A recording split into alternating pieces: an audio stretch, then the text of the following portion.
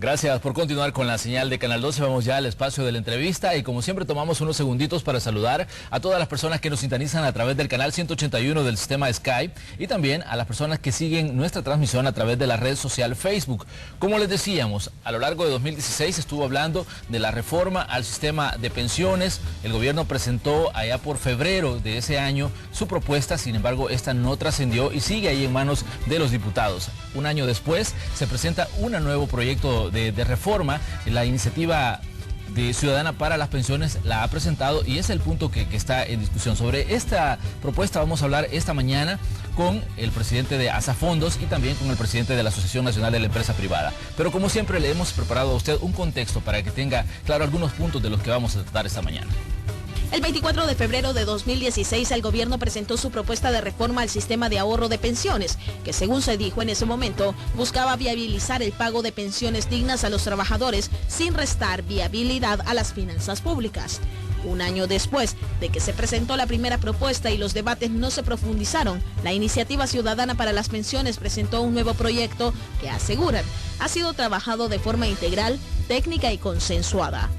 A lo largo de los últimos años se ha argumentado que la privatización del sistema de pensiones que se puso en marcha en 1998 ha generado un desequilibrio en las finanzas públicas al tener que asumir el Estado compromisos cuyo financiamiento no se consideró en aquel entonces. Cuando el gobierno presentó su propuesta, dijo que los diagnósticos indicaban que el sistema enfrenta un déficit de 24.000 millones de dólares. En 2016, el gobierno básicamente propuso un sistema mixto conservando las principales características de los sistemas privados y creando un pilar de sistema de reparto. En este 2017, la Iniciativa Ciudadana para las Pensiones presentó su proyecto señalando que el mismo se trabajó por más de 5 meses y cuenta con el respaldo y consentimiento de al menos 40 entidades, incluidos los sindicatos. Los impulsores del nuevo proyecto señalan que este asegura a los trabajadores tener una pensión al final de sus años laborales, aunque deja claro que la tasa de reemplazo, es decir, el porcentaje de pensión que recibirán los cotizantes respecto a su salario, no variará, debido a que esta depende de otras variables como el hecho de hacer aportes adicionales al ahorro. Pero ¿cuáles son los puntos claves de las dos propuestas, la gubernamental y la de la Iniciativa Ciudadana para las Pensiones? La propuesta del gobierno mantiene la tasa de cotización en un 13%.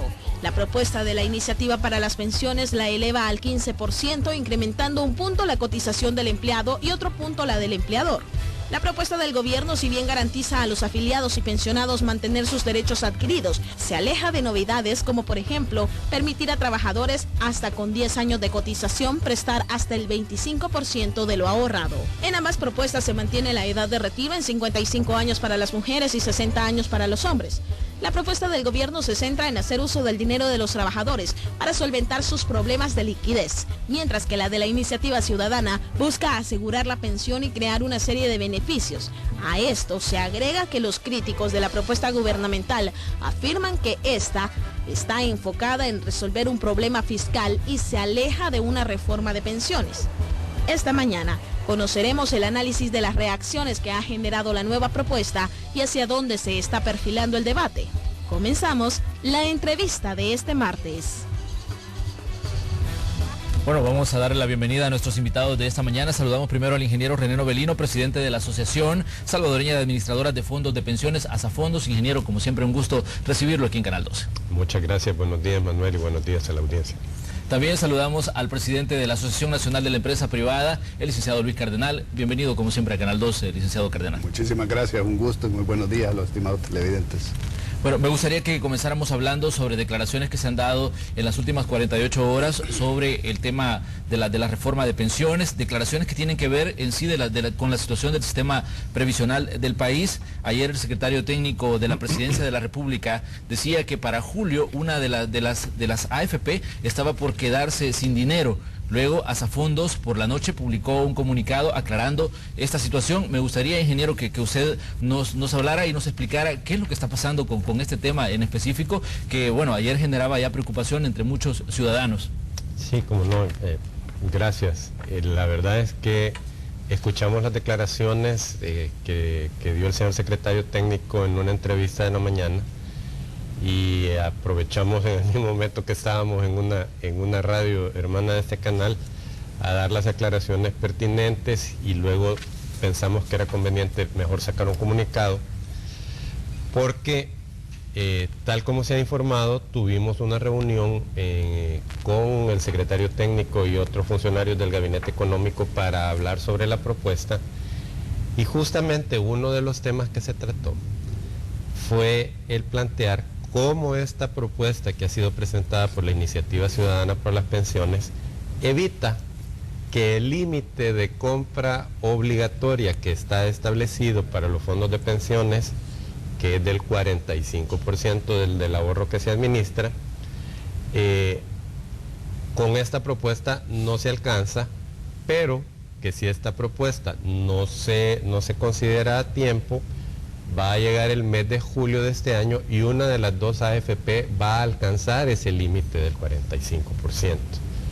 Desde nuestra perspectiva quedó claramente explicado en esa reunión de que no es que no haya dinero para comprar, sino que hay una prohibición de comprar por encima del 45%. Y lo que se estaba aclarando en el comunicado es que de ninguna manera los pensionados de las AFP pueden tener dudas de que existe el dinero para pagar sus pensiones. Las AFP administran más de 9.000 millones de dólares de ahorro de los trabajadores salvadoreños.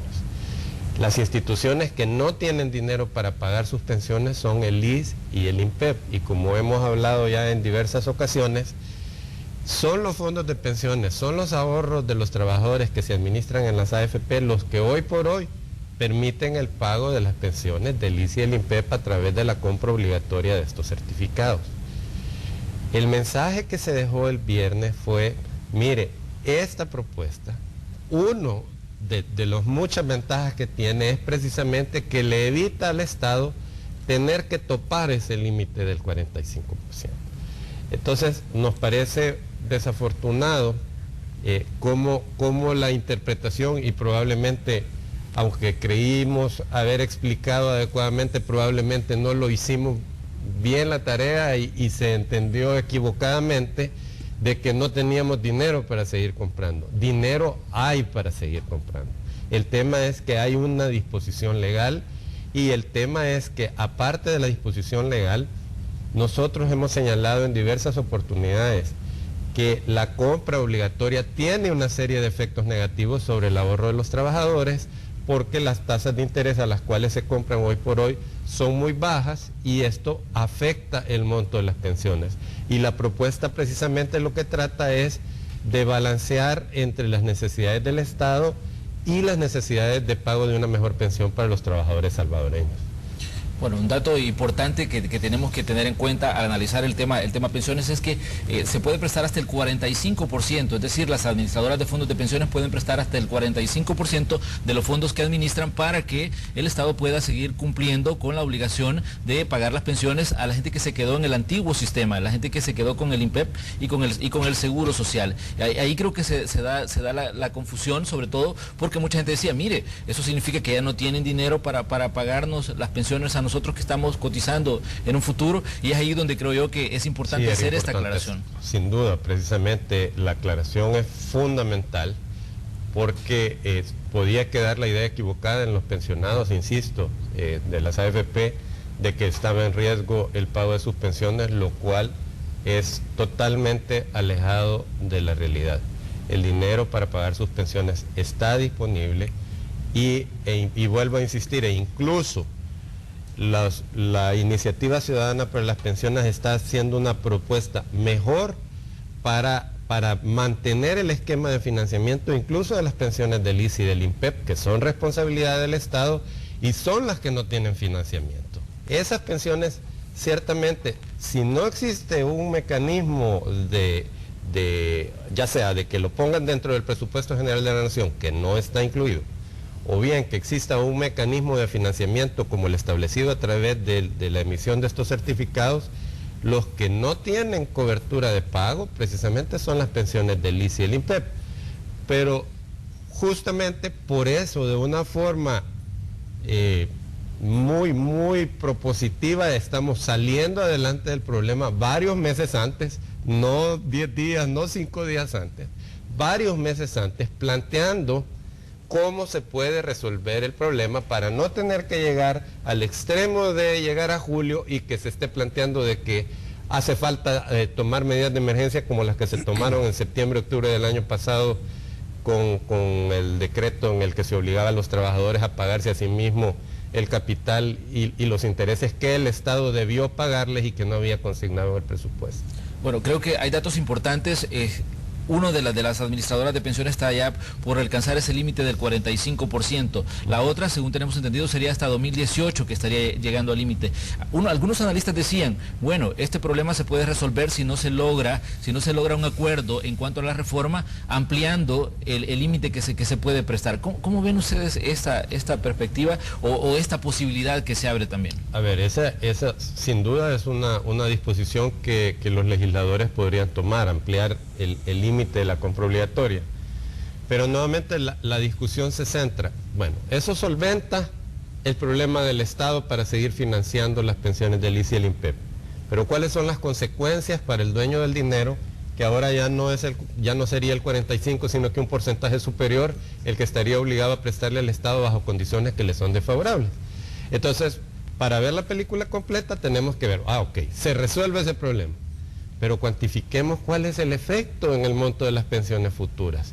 Digámosle a los salvadoreños también, elevar el límite de la compra obligatoria, ¿qué impacto tendría en el monto de sus pensiones? Porque si no, solo estamos enfocados siempre en la dinámica de que las pensiones tienen la obligación de ayudarle al Estado a solventar su situación fiscal y los trabajadores, por el otro lado, pareciera que sus derechos no son de la misma importancia relativa. Y vuelvo a insistir, precisamente el objetivo de la propuesta de la iniciativa ciudadana para las pensiones es equilibrar la mesa.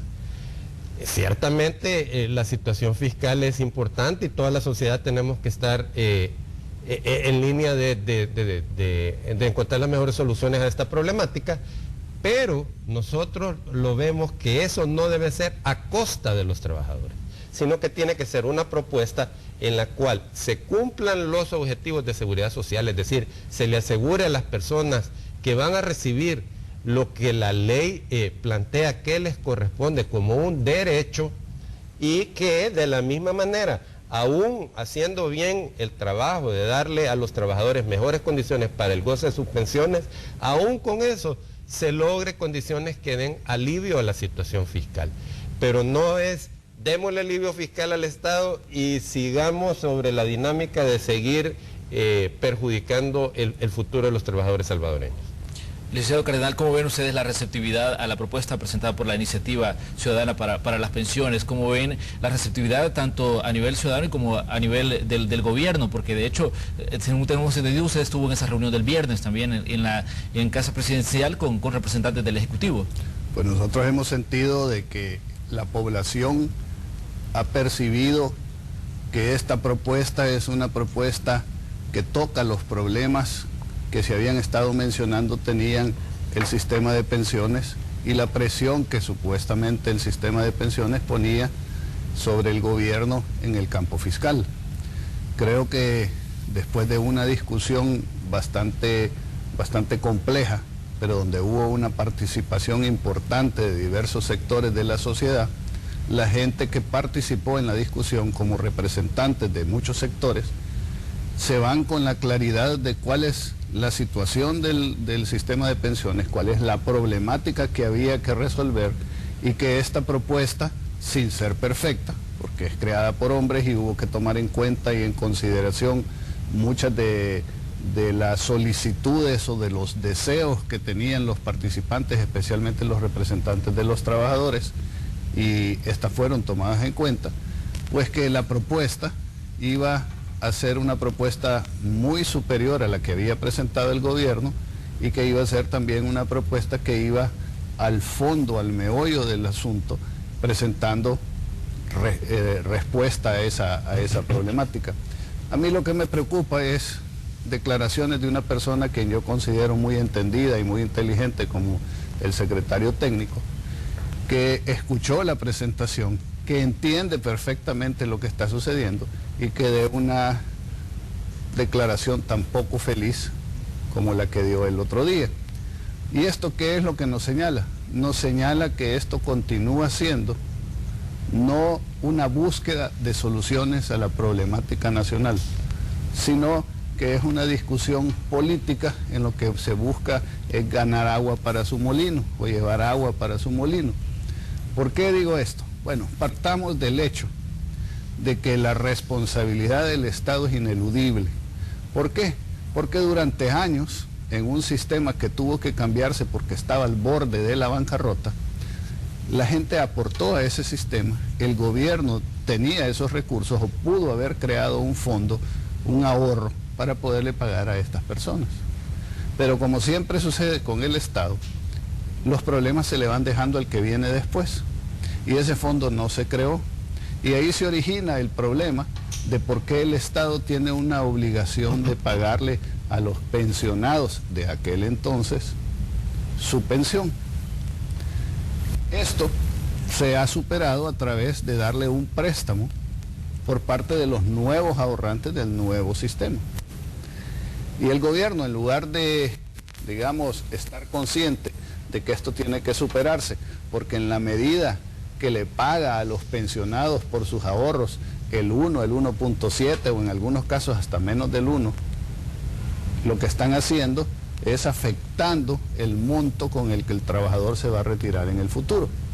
O sea, está abusando de los ahorros de los trabajadores.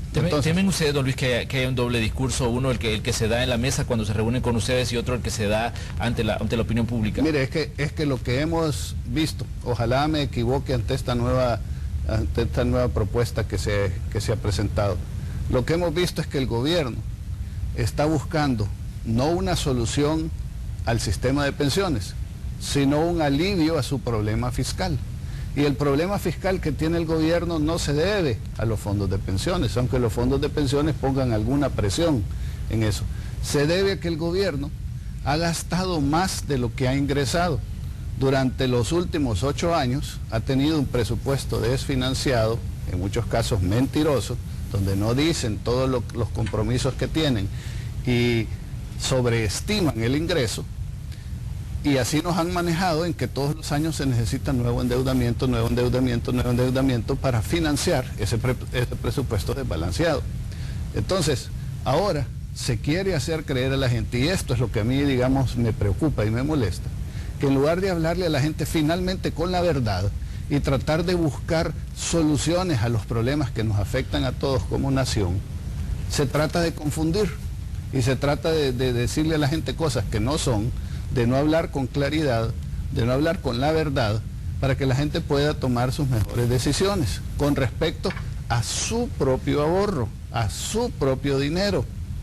Pero aquí pareciera pues que el gobierno cree que tiene derecho a meterle las manos en el bolsillo a cualquiera, así como se lo mete en los impuestos, ahora quiere continuar metiéndoselo a las pensiones. Y como ha ocupado los ahorros de los trabajadores sin pagarle un interés justo, quiere continuar haciéndolo, pero todavía en mayor medida. Lo que quieren es llevarse el ahorro de los trabajadores para disponer de él, para resolver su crisis fiscal y dejarle el problema de quién le va a pagar una pensión digna a los trabajadores en el futuro, cuando se retiren, a otro gobierno. Ayer el secretario decía que la iniciativa ciudadana para las pensiones nada más era un juego de palabras y que lo que se había presentado realmente era la propuesta del sector privado de reforma previsional. Pues esas son nuevamente desafortunadas declaraciones políticas con un sesgado interés de llevar agua para su molino. ¿Por qué? Bueno, porque la obligación de legislar o la obligación de hacer una propuesta responsable que se vaya al fondo de la problemática debería corresponderle al gobierno, si para eso están, para eso se les paga, para que administren la cosa pública con sabiduría. Pero ese trabajo no lo han hecho, porque lo más fácil es buscar de dónde sacan el dinero, a quién se lo quitan, a quién le meten la mano en la bolsa, cómo aumentan más los impuestos, para resolver su problema de seguir gastando más de lo que ingresan. En políticas públicas, que ya que está hablando él de esa manera, en políticas públicas equivocadas que no dan resultado ni resuelven los problemas del país y de la gente. Porque si no, como hablamos en la vez anterior que que tuve el gusto de estar en este programa, podemos analizar si aquí la seguridad está mejor, si la salud está mejor, si la educación está mejor, si la construcción de infraestructura está mejor o está peor después de estos 8 años de gobierno del Frente. Y la respuesta de los ciudadanos, no mía, es que aquí estamos peor que antes.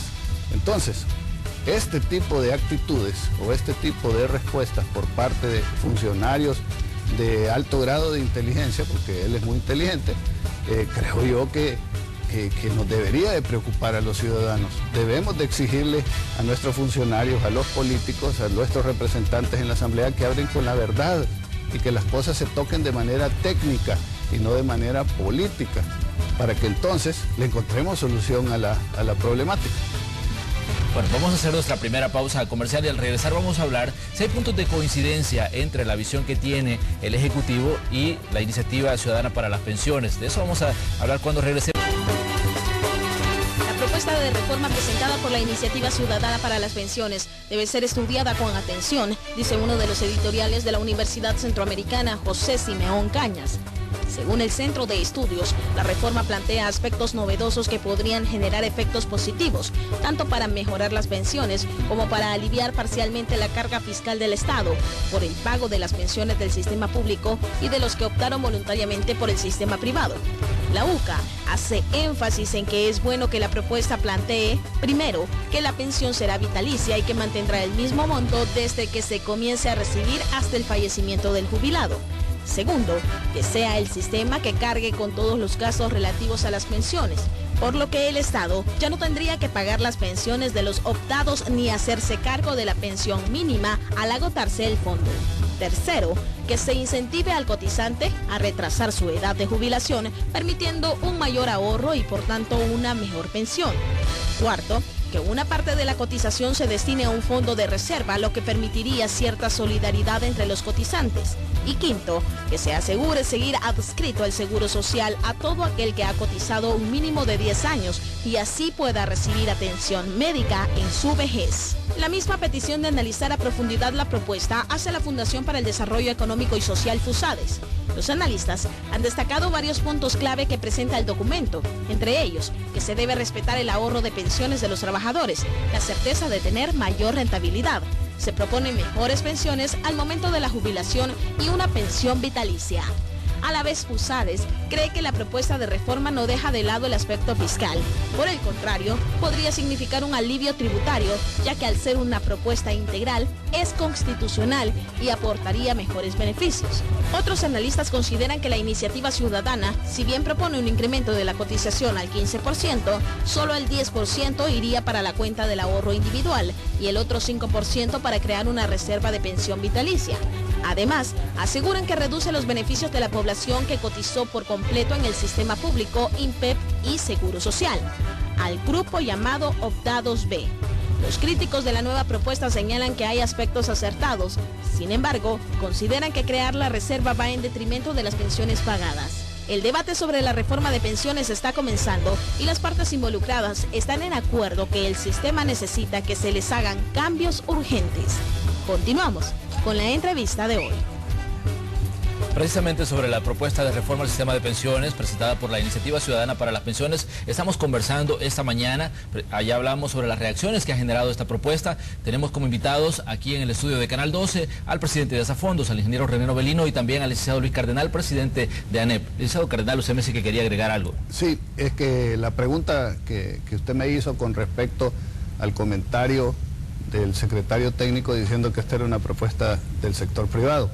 Ya había salido una noticia anterior diciendo que esta era la propuesta de ANEP.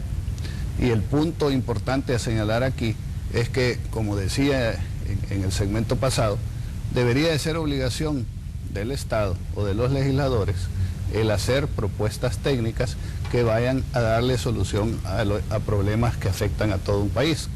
En este caso, como no lo hicieron, el sector privado junto con otros sectores nos reunimos a hacer lo que le habíamos propuesto a ellos que hicieran. Nosotros le dijimos en el diálogo con el gobierno, creen una mesa técnica, inviten ustedes, diríjanla ustedes y saquemos de ahí una propuesta de consenso. No lo hicieron. Se fue la propuesta del gobierno a la Asamblea Legislativa. En la Asamblea Legislativa propusimos lo mismo. Como ahí están en constantes discusiones de otro tipo y con otros problemas, tampoco se hizo.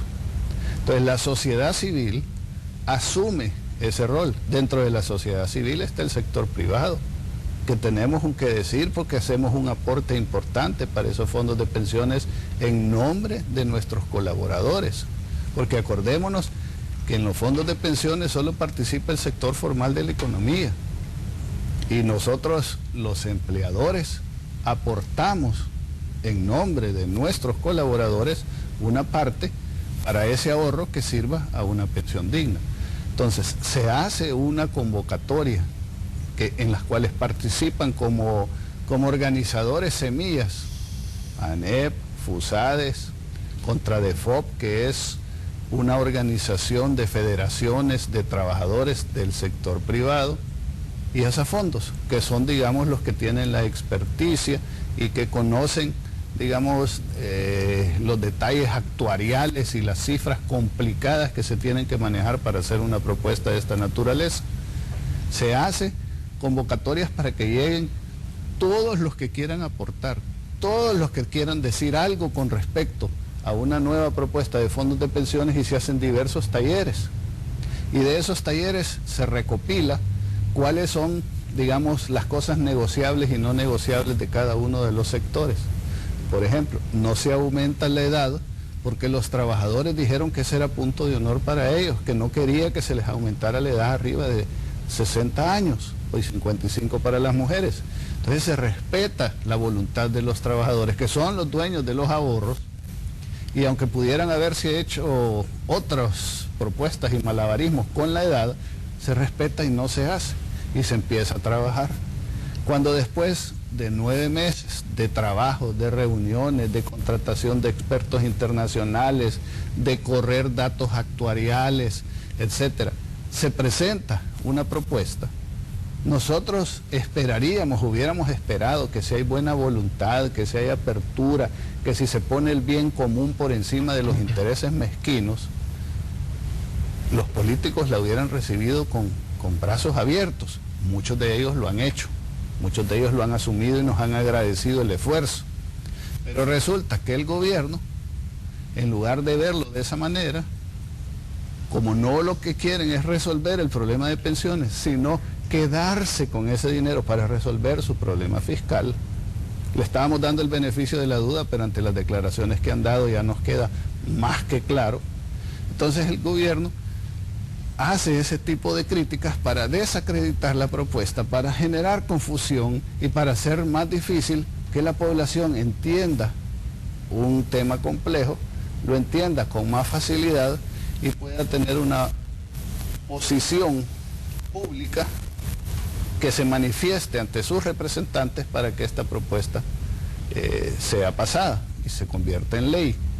Y además de eso, se nos amenaza con la posibilidad de que si esto pasa por mayoría, porque en este caso pareciera que la mayoría aritmética que el gobierno ha usado en el pasado para pasar cualquier cantidad de leyes y aumentos de impuestos, etcétera, y lo consideraban válido porque la aritmética legislativa les daba, ahora que no les conviene, amenazan con que si se pasa sin la aprobación de ellos, entonces ellos se guardan el derecho a vetarlo, y para superar el veto se necesitarían los votos del FMLN y que ellos no lo van a dar. Entonces, bueno, de hecho el secretario dijo de que solo quedan 2 opciones en caso de que se aprobara por una mayoría simple, que son 43 de los 84 diputados. Él dijo que el presidente de la República tiene participación también en la formación de esta ley y dijo que solo quedaba como opción que lo vetara o que lo sancionara, pero que no lo observara porque eso significaría entrampar una posible reforma para largo plazo y que eso pues no era conveniente. Vetarla es obstaculizarla. El país hace unos cuantos meses nos dijeron que estábamos al borde del precipicio, que estábamos en una crisis horrible, que el país iba a caer en default, que se necesitaba aquí que viniera el Chapulín Colorado con unas bolsas de dinero para resolver las cosas, que nos endeudáramos más. Eso se nos dijo. aquí hay una propuesta de solución, pero como no es la que ellos quieren, en lugar de aportar constructivamente a la discusión, lo que estamos viendo nada más son objeciones, que nosotros hubiéramos deseado que la discusión se mantuviera a otro nivel, que fuera constructiva, que fuera propositiva, que dijéramos, bueno, aquí a ustedes se les olvidó esto y aquí lo podemos mejorar, o aquí podemos hacer tal cosa y podemos sacar otro beneficio, pero no, lo único que les interesa es adueñarse de los ahorros de los trabajadores, de los fondos en sus fondos de pensiones, para resolver un problema fiscal y dejarle este problema a alguien en el futuro.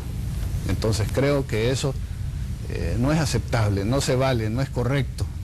Y los llamamos, los motivamos a la reflexión, a que reconsideren esa posición, a que nos sentemos de manera constructiva y propositiva a encontrarle una salida a este problema que es de índole nacional.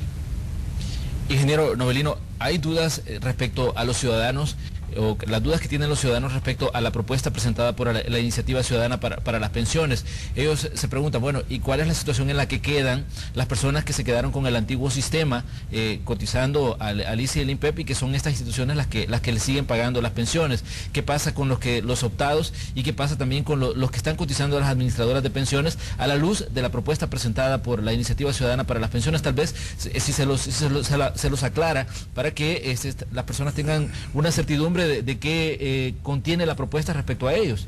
Perfecto. La propuesta en su carácter integral busca dar respuestas a las necesidades particulares de cada una de estas poblaciones.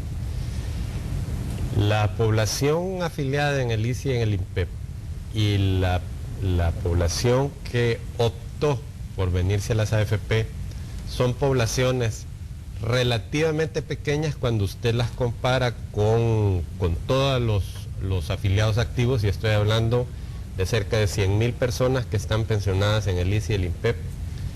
Estamos hablando de un grupo como de 80 y pico mil personas a 100.000 personas del grupo de optados con pensión o con posibilidades de pensionarse en las AFP. Y estos dos grupos poblacionales o ya cumplieron la edad o están muy próximos a cumplirla. Estos dos grupos, bajo la legislación actual, tienen unas condiciones que los diferentes sectores políticos, económicos y sociales han planteado que es una condición de privilegio respecto de toda la demás población, porque la ley les asegura percibir una pensión que no puede ser menor del 63% del promedio de sus salarios, y a la que en esos estudios actuariales a los que se refiere el presidente de ANEP se puede comprobar que lo que han aportado versus el beneficio que la ley les otorga está en desequilibrio. Es decir, se les ha otorgado un beneficio por encima de lo que hubiera sido posible financiarles con su propio dinero. Y esa diferencia, ese desequilibrio, lo paga el resto de la población, lo cual es un poco injusto. Injusto. El tema es que la propuesta dice, bueno, vamos a respetar las condiciones bajo las cuales estas personas han jubilado, porque el marco legal está establecido y vamos a jugar dentro del marco de la legalidad. Pero vamos a tratar de nivelar la mesa para que las generaciones que vienen posteriormente y que están contribuyendo para pagar esas pensiones no se vean afectados recibiendo una pensión menor por tener que financiar al Estado para pagar algo que no correspondería hacer. Y mucho se ha dicho acerca de las personas que optaron por venirse a las AFP, pero se deja de lado el hecho de que también en el ICE y en el INPEP hay privilegios importantes, que tampoco la gente pagó por esos privilegios. Y lo que se plantea en concreto para las poblaciones es, para los 2 millones y pico de personas que venimos detrás de esos dos grupos poblacionales, se plantea mejoras en el régimen de inversiones para que el dinero rinda más, incluyendo la obligación de que el Estado reconozca una tasa de interés justa por prestarle su dinero para pagarle a estos otros grupos de trabajadores. Eso es un tema fundamental. Mejorar las condiciones bajo las cuales las personas hacen su ahorro obligatorio y fomentar que los trabajadores también ahorren voluntariamente para tener una mejor pensión. Cambiar la fórmula de cálculo de las pensiones para asegurar pensiones más altas a los trabajadores. Crear una reserva que les asegure a estos trabajadores que hoy por hoy no lo tienen, la garantía de que su pensión va a ser de por vida, estable y vitalicia, como la reciben estos dos grupos de optados y las personas que están en el ICE y el INPEP. A cambio de eso, a los trabajadores activos se les solicita un sacrificio en el sentido de elevar sus cotizaciones en 1%, y los empleadores también muy valientemente tomaron el reto, aún en las condiciones económicas y después de la discusión tan fuerte del salario mínimo en nuestro país, de también contribuir con un punto porcentual más a fin de constituir una reserva y garantizarle a los trabajadores esa pensión estable y vitalicia. Vuelvo con los otros dos grupos.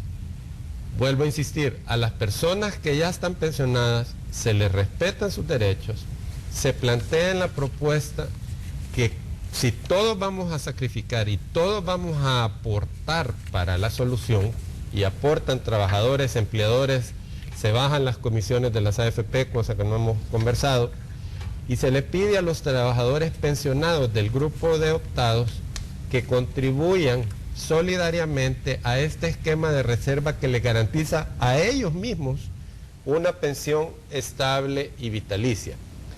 Y el tema que creo que también fue mencionado por el señor secretario técnico es las condiciones de aquí para adelante de este grupo de optados y de los afiliados del ICE y el INPEP.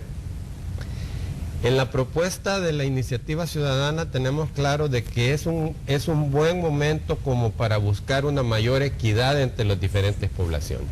Y ahorita estos grupos tienen unos privilegios que el resto de la población no tenemos. Y lo que se busca es que a las personas de estos dos grupos que no hayan cumplido los requisitos al momento de entrar en vigencia el decreto, se les nivele a una condición que quedemos un poquito más parejos todas las poblaciones, porque no nos parece justo, y esto fue repetido incluso por diferentes personeros políticos, mantener un esquema de privilegios que implica que otros tengan que sacrificar su pensión para mantener esos privilegios. Entonces, si todos vamos a contribuir a la solución, significa que todos vamos a aportar algo, pero todos vamos a ganar como individuos una pensión mejor en términos de monto de dinero, estable y vitalicia. Y también todos vamos a sacrificar un poco, pero como país vamos a salir ganando, porque el tema de la pesada carga por pensiones que se ha mencionado infinidad de veces, con esta propuesta al Estado se le reduce a menos de la mitad, Manuel. La propuesta de sistema mixto que fue presentado el año pasado, los resultados fueron oficialmente presentados la semana anterior por la firma que la elaboró, y decía claramente, y esto lo dijo el señor secretario técnico, de que era insostenible la propuesta que el gobierno había planteado, que le daba alivio por unos años, hasta 10 años, a cambio de dejar una deuda a futuro, porque realmente no era una propuesta de solución, sino que era un parche fiscal. Esto que estamos planteando acá es una propuesta de solución, no para 5 años, no para 10 años, sino que con una visión de largo plazo, y que a diferencia de la del año pasado, lejos de perjudicar a los trabajadores, busca mejorar sus condiciones y equiparar las realidades de los diferentes grupos poblacionales. Hay elementos que llaman la atención. Las dos propuestas se establecen que no se cambie las edades de retiro, que se mantenga 55 para los hombres y 60 para las mujeres. La propuesta de la iniciativa también contempla prestarle al trabajador el 25% de lo que haya ahorrado luego de 10 años de cotización. Pero el secretario decía ayer que esta es una forma de incrementar la edad sin decírselo al trabajador, porque decía, cuando presten ese dinero mucha gente no lo va a pagar y va a tener que seguir cotizando, y esto sería como un incremento de la edad de jubilación, que al final es una forma voluntaria de caer en un incremento de la edad. ¿Cómo lo ven ustedes desde la perspectiva de la iniciativa? Este es nuevamente un ejemplo de cómo se cambian las cosas para tratar de hacer ver una propuesta viable como menos atractiva. Uno de los conceptos fundamentales que se discutieron es que hay que dejar con meridiana claridad el hecho de que los ahorros son de los trabajadores, no es del Estado, no es regalo de nadie, es un esfuerzo que han hecho los trabajadores y los empleadores para tener estos fondos. Dicho lo anterior, ellos, porque lo dijeron en las consultas que se hicieron, dijeron, queremos, si es nuestro, queremos hacer uso de esos recursos, queremos sentir que son de nosotros. En el pasado, en el INPEP, había ese beneficio de que uno podía ocupar parte de sus ahorros de pensiones para cuando tuviera alguna emergencia, alguna posibilidad de invertir o alguna necesidad especial. Aquí no se le está obligando a nadie a que tome el 25% de sus ahorros y los invierta, los gaste o los use. No, es una libre opción. Nosotros creemos en la libre decisión, pero siendo los ahorros de los trabajadores que tengan esa opción. Si creen, por ejemplo, que van a ocupar ese 25% para financiar un negocio y de lo que produzca ese negocio se va a pagar, pues bueno. Si quieren comprar una casa, si tienen alguna necesidad para no ir a caer en manos de un agiotista, pueden ocupar esos recursos.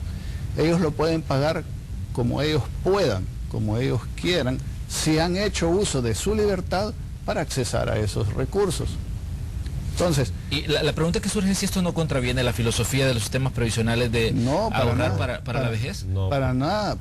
Le da una opción y le dice, bueno, usted tiene o lo paga antes de jubilarse, antes de que cumpla los 60 años, o si no tiene para pagarlo en dinero, páguelo con tiempo.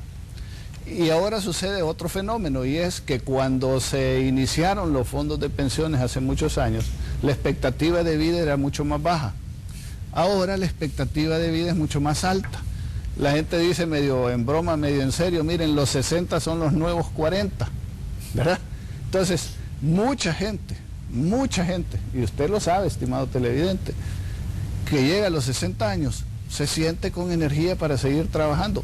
Quiere seguir trabajando en muchos casos, quiere seguir sintiéndose útil, no quiere irse a sentar ahí a un sillón y a no hacer nada y a envejecerse viendo crecer las telarañas. Entonces, esas personas tienen la opción, si quiere se retira y si quiere sigue trabajando. Y el recurso lo utilizan para lo que ellos lo necesiten voluntariamente, y si quiere lo paga, y si quiere y puede, pues lo recupera trabajando unos cuantos años más. Entonces, si eso, que estamos tratando de explicarlo de la manera más sencilla, si eso es una consideración mal vista por un funcionario, francamente, lo que nos da que pensar es que aquí lo que se quiere es bloquear una propuesta viable que beneficie al trabajador solo porque no es la propuesta que ellos querían de quedarse con el dinero de los ahorrantes para resolver su problema fiscal. Yo quisiera complementar ahí, porque usted preguntaba una preocupación legítima. Bueno, y eso no afectaría el monto de las pensiones. La disposición está redactada de forma tal de que la gente pueda gozar ese anticipo y que no perjudique su pensión. ¿Cómo así? Como bien mencionaba Luis, la disposición legal dice, usted tome ese dinero, y yo quiero insistir sobre esto. Yo creo que cada uno ya es lo suficientemente grandecito cuando ha cotizado al menos 10 años para saber si le conviene o no le conviene algo que es absolutamente voluntario.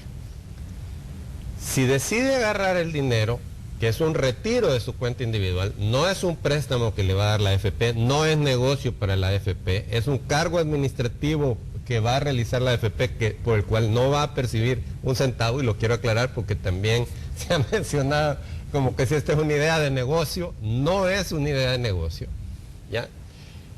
Ese dinero, como es para pensiones y para que no haya una afectación, el planteamiento de la ley es: mire, señor trabajador, devuélvalo como usted pueda. Si usted tiene 30 años, 35 años y va a jubilar hasta los 60, hágase un plan de pagos a sí mismo, porque ese dinero es suyo. No se lo debe a nadie, es cierto, pero usted tiene una responsabilidad con su mismo futuro. Páguelo como pueda, de dólar en dólar, o cuando le dan el aguinaldo en diciembre, como sea. Si usted no lo paga, y precisamente porque tenemos claro de que el objeto no es perjudicar la pensión, en responsabilidad consigo mismo, el planteamiento de la ley es: si no lo pudo pagar con dinero, págueselo a sí mismo, difiriendo el tiempo de jubilación. ¿Cuál es el objeto de esto? No es un castigo en sí mismo. El objeto es de que su cuenta de ahorros siga ganando intereses, para que usted tenga un dinero suficiente para jubilarse con una pensión similar a la que hubiera tenido de no haber hecho el retiro. Y de esa forma usted gozó del anticipo y también goza de la pensión que le hubiera correspondido de todas maneras, cumpliendo el objetivo de seguridad social y también dándole a la persona opción de utilizar su dinero cuando legítimamente tenga necesidades, como para comprar una vivienda o para cualquier otro fin que quiera dar. Y vemos otro beneficio. Miren, cuando ese dinero entre a la economía, primero va a liberar de presiones a los trabajadores de caer en manos de agiotistas o en otro tipo de problemas. Pero además, al haber ese dinero, a lo mejor se ven incentivada la construcción, porque va a ser la prima para una casa, o se va a crear un nuevo pequeño empleo, un pequeño negocio que le va a dar empleo a más gente, o alguien va a poder estudiar y no tenía fondos para poder estudiar y se va a poder preparar mejor. Entonces tiene una serie de posibles ventajas si el dinero es bien utilizado. Por supuesto, si lo agarra para írselo a chupar es otro problema, pero existe la posibilidad de una persona responsable de hacer buen uso de esos recursos y que eso le traiga más beneficios todavía al país. Entonces no veo por qué una cosa opcional, libre, debería de ser criticada como está siendo criticada por parte de los funcionarios públicos. Vamos a hacer nuestra segunda pausa comercial y al regresar vamos a hablar de los porcentajes de ahorro, las críticas que se ha hecho a una posible disminución, según el Ejecutivo, en los porcentajes que ahorran los trabajadores con la nueva propuesta presentada de reforma al sistema de pensiones. Ya regresamos.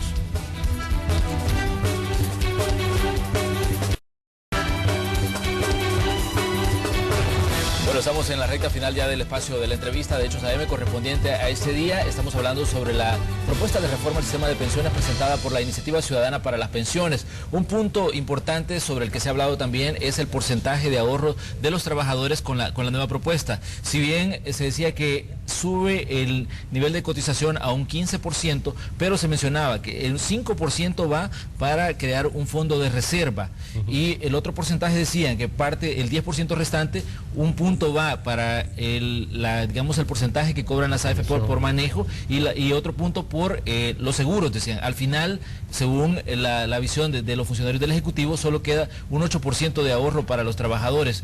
¿Cuál es la explicación que nos puede dar usted, ingeniero, sobre esta situación? A ver, yo quiero, antes de dar la explicación, señalar que nos alegra que ahora se reconozca la importancia del ahorro individual, porque con la propuesta del sistema mixto dejaban sin ahorro individual a cerca del 70% de los trabajadores, porque el Estado tomaba todo el dinero y a los que nos quedábamos, al 30% restante, nos quitaba una parte sustancial del ahorro.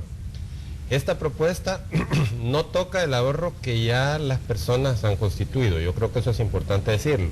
Y ciertamente, hacia adelante, plantea un régimen transitorio en el que por un periodo, prácticamente una generación, se tiene que destinar parte de este dinero adicional que se va a cotizar a esta reserva de pensión vitalicia y no a la cuenta individual. La razón de esto es que se está creando un mecanismo complementario al ahorro individual para asegurar las pensiones estables y vitalicias de las cuales estábamos hablando en el segmento anterior. Esta reducción del ahorro de forma temporal, y aquí este es un elemento fundamental que hemos señalado en todas las presentaciones que hemos dado, tiene que ser compensado de alguna forma para que las pensiones de las personas no reduzcan en el futuro. Y la forma en cómo eso se logra equilibrar es a través de una mayor tasa de rentabilidad, Manuel. En ese sentido, si bien se plantea una reducción temporal de lo que se destina a la cuenta de ahorro, la propuesta de la ICP plantea también medidas concretas para aumentar la tasa de rentabilidad, incluyendo el tema de los SIP.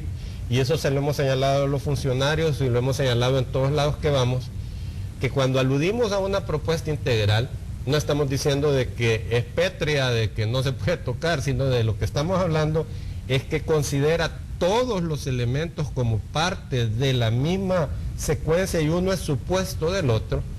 Y si bien se le plantea el sacrificio al trabajador de que se destine un porcentaje menor a su cuenta individual, se demanda como parte de la propuesta que haya una tasa de rendimiento más alta de ese ahorro de forma tal de que su pensión no se reduzca, sino que sea de un monto igual o superior y adicionalmente se le asegura a través de este mecanismo de pensión vitalicia el goce de su beneficio hasta el último de sus días. En otras palabras, lejos de disminuirle derechos, le estamos mejorando en los derechos y no le estamos planteando una confiscación de ahorro como era lo que el año pasado estuvimos viendo con la propuesta que se mandó a la Asamblea Legislativa. El gobierno dice que está esperando los estudios actuariales. ¿Para cuándo se los entregarían ustedes?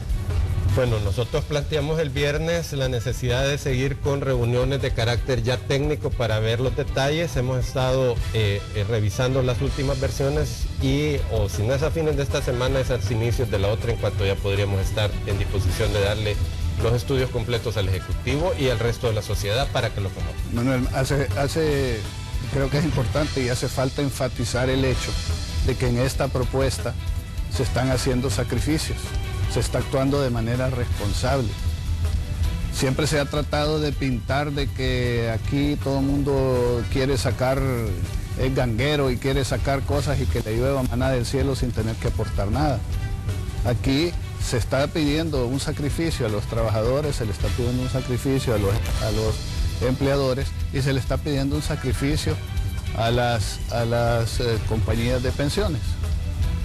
Y todos estamos aportando. Y ese sacrificio va a servir para varias cosas, como ya mencionó René. Una de ellas es para aliviarle la carga fiscal al gobierno. Esa es una de ellas. Pero como no se puede pedir sacrificios sin ofrecerle a la gente ciertos beneficios, se le está dando también la garantía que va a tener un seguro de salud, porque en el momento de su vejez, que es cuando la salud más se deteriora, los pensionados no tenían esa seguridad, ahora la tienen.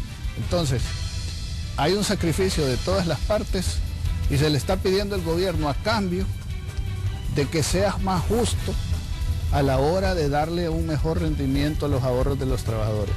Porque fíjese cómo está la cosa, en este momento lo que quieren es, mira, vos ahorrás, el dinero, vamos a decir que es tuyo, pero no va a ser tuyo. Nosotros vamos a hacer uso de ese dinero, lo vamos a ocupar a un interés mínimo, no te vamos a dejar a vos manejar ese dinero en opciones más rentables y al final de tu vida útil como trabajador, entonces vas a ganar una pensión mínima que no te va a alcanzar ni siquiera para cubrir tus gastos más elementales. Entonces, eso se está tratando de solucionar, pero se le está diciendo al gobierno, miren, si tú le pagás a los europeos, que ellos llaman intereses de especuladores, pero no es un especulador porque si compran bonos del país es porque han creído en el país, y esto es de negocios, de oferta y demanda, si le pagan a los europeos 8.70 para pedirle dinero prestado, ¿por qué a los salvadoreños, al trabajador, al que sostiene al Estado, al que paga sus impuestos, por qué a ese trabajador le queremos pagar el 1, el 1.4, el 1.7 por sus ahorros? Muy bien. Entonces, esto creo yo que es de justicia y creo que la gente lo tiene que entender. Bueno, ingeniero, les quiero agradecer, licenciado Cardenal, les quiero agradecer por habernos acompañado esta mañana. Obviamente hay muchos temas que discutir sobre la propuesta de reforma al sistema previsional. Esperemos contar con su presencia más adelante para que sigamos hablando de otros aspectos que me parecen específicos y que es importante que el ciudadano los comprenda perfectamente bien. Gracias, ingeniero, por acompañarnos. Gracias, licenciado Cardenal. No, a la orden. Muchísimas gracias y que pasen un buen día. Feliz día. Así cerramos nosotros el espacio de la entrevista. Les recordamos que ya venimos con la segunda parte de Noticiero Hechos. Mr. Donut 24.